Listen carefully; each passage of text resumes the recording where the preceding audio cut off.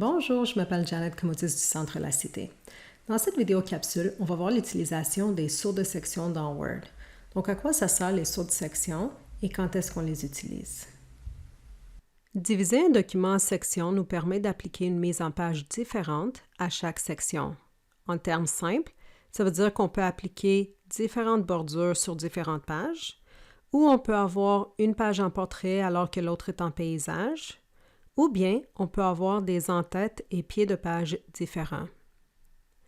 Pour appliquer la mise en page à une ou certaines pages seulement de notre document, bien, il faut créer des sections, et c'est ce qu'on va voir ensemble. Dans l'exemple de cette vidéo, on va changer l'orientation d'une page seulement du document. On commence toujours par activer la fonction « Afficher tout ». Donc, pour le faire, on va sur l'onglet « Accueil » et on clique sur « Afficher tout ». Maintenant, la prochaine étape est qu'on veut placer notre point d'insertion à l'endroit où on veut changer l'orientation de la page.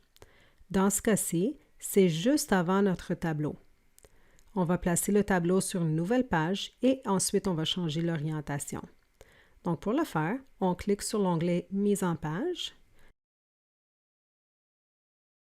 sur « Saut de page » et on insère un saut de section « Page suivante ». Comme on voit, Word a poussé notre tableau à la page suivante et maintenant, on peut changer l'orientation de la page. Notre point d'insertion se trouve ici, sur la nouvelle page dont on veut changer l'orientation. On clique sur Orientation, Paysage, et voilà, on a changé l'orientation d'une page dans le document seulement.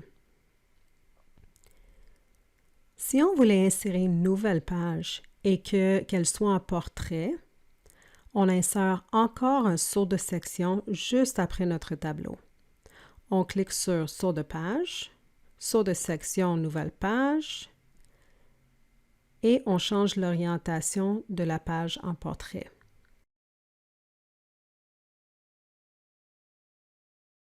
Et on fait un zoom arrière pour voir le tout.